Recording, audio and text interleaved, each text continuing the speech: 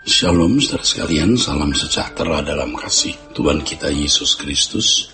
Kebenaran hari ini 17 Mei berjudul Tempurung Doktrin. Banyak orang Kristen yang meyakini bahwa mereka telah memiliki kepastian masuk surga hanya karena merasa sudah percaya kepada Yesus. Inilah yang mereka pahami sebagai kepastian keselamatan. Mereka memiliki keyakinan kepastian masuk surga hanya dibangun dari nalar teologi atau pemahaman mengenai suatu pengajaran. Saudaraku, inilah fakta yang tidak bisa dihindari yang terjadi dalam kehidupan orang Kristen yang hanya mengikuti apa yang para teolognya ajarkan. Sebenarnya keyakinan tersebut hanya sebuah fantasi, secara tidak langsung menggiring kehidupan pada fantasi dalam relasinya dengan Allah. Dalam hal ini seakan-akan persoalan kehidupan cukup diselesaikan dengan moral yang baik dan pengertian-pengertian mengenai doktrin atau pengajaran Alkitab. Begitu ya. Pengertian-pengertian terhadap doktrin itu saudara, dan pengajaran Alkitab yang mereka susun. Kelompok ini biasanya berasumsi kuat bahwa pengajaran yang dipandang benar oleh mereka merupakan ciri dari kekristenan yang benar. Orang-orang tersebut akan mudah menghakimi orang lain ya, dan memandang orang yang tidak sealiran dengan mereka sebagai sesat dan bidat. Biasanya mereka juga memandang bahwa mereka adalah pewaris kebenaran dari gereja masa lalu, pewaris kebenaran yang sah. Begitu kira-kira saudara, dari gereja masa lalu. Dan sekarang mereka merasa sebagai penjaga kebenaran. Tidak heran kalau mereka begitu percaya diri bahwa mereka di pihak Tuhan dan merasa sedang membela Tuhan dengan melawan musuh Tuhan, yaitu melawan orang Kristen yang tidak sepaham dengan mereka.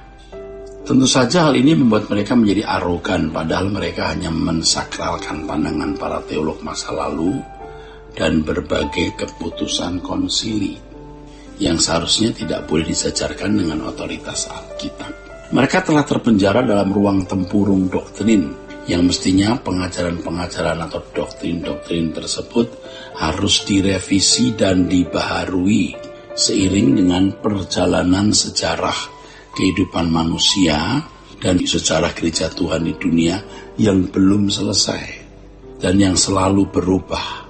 Biasanya mereka juga dengan ganas dan bengisnya menyerang orang Kristen lainnya yang tidak memiliki pemahaman yang sama dengan mereka, dan mereka memandang orang-orang Kristen yang tidak sepaham dengan mereka sebagai orang sesat.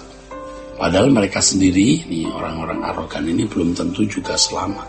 Mereka hanya merasa sudah selamat berdasarkan keyakinan dalam nalar yang dibangun dari sistematika doktrin yang mereka miliki. Tidak sedikit dari antara mereka yang setelah menyerang ajaran orang lain kemudian menyerang pribadi orang yang mereka pandang sebagai sesat atau bidat, yang mereka samakanlah dengan anak setan, saudara. Itu mereka merasa sedang membela Tuhan. Secara tidak langsung atau secara langsung terjadi praktek ad hominem, ya. Sesuatu yang benar-benar melanggar etika Kristen atau ajaran Yesus. Tetapi mereka merasa bahwa hal itu bukan suatu dosa, sebab mereka juga berkeyakinan bahwa mereka juga telah ditentukan selamat, saudara. Dengan gaya hidup seperti itu, mereka mengarahkan jemaat kepada kekristenan yang didominasi atau bernuansa olah nalar, mengurai teologi. Tentu ini bukan salah sama sekali, tetapi menjadi tidak lengkap kalau mereka hanya terfokus pada teologi secara eksplisit, yaitu apa yang diperoleh dan diperkarakan secara akademis atau olah nalar itu. Seharusnya orang percaya juga memiliki pengalaman dengan Allah secara real, saudara. Sebab Allah adalah realitas. Sehingga orang percaya dapat memiliki pemahaman mengenai Allah dari pengalaman dalam perjalanan hidup secara konkret. Sebab Allah itu real, konkret. Harus dialami secara konkret pula. Sehingga setiap orang percaya dapat mengenal Allah juga secara implisit. Dan jangan main-main, pengaruhnya luar biasa. Setiap orang percaya itu memang harus dapat mengenal Allah secara implisit dan membangun kehidupan moralnya dalam standar anak-anak Allah seperti Yesus, ya. Ini penting sekali, saudara, untuk dipahami. Orang yang merasa diri sudah benar tersebut, ya, memandang bahwa teologi yang mereka pahami adalah paling objektif alkitabiah, padahal mereka hanya meneruskan apa yang diajarkan oleh para teolog dan pengajar sekolah tinggi teologi atau seminari. Warisan dari yang adalah warisan dari pengajaran masa lalu. Nah, ini kenyataan. Yang adalah warisan. Warisan kok. Bukan sesuatu yang inovatif. Kadang-kadang pandangan teologi para teolog mereka dibuat terus menjadi up to date. Tetapi secara real Allah tidak dialami. Ironinya Allah tidak diupdate. Ini berarti Allah diperlakukan seperti barang di dalam museum. Allah yang mereka sebut-sebut dan menjadi objek pujian penyembahan dan doa mereka adalah Allah di dalam fantasi mereka dan doktrin. Dalam fantasi mereka dan di dalam doktrin mereka. Nah, ini faktanya. Bukan Allah yang real yang dialami secara komplit. Biasanya mereka miskin dalam kesaksian hidup setiap harinya berjalan dengan Allah. Bagi mereka kesaksian pengalaman real dengan Allah selalu dipandang sebagai subjektivitas yang membahayakan iman Kristen. Padahal justru itu jantung implementasinya, saudara. Mereka tidak mau mengerti dan tidak mau menerima bahwa Allah yang hidup, Maha Agung dan Maha Besar, di zaman ini juga memberi diri bergaul dengan orang percaya yang mengasihi Dia dari berbagai denominasi lain. Allah juga memberi kecerdasan rohani atau spiritual quotient kepada orang-orang yang juga belajar dan terus-menerus menumbuhkan pengalaman rohaninya dengan Allah untuk memiliki pengertian yang benar mengenai Allah guna memahami kehidupan secara komprehensif.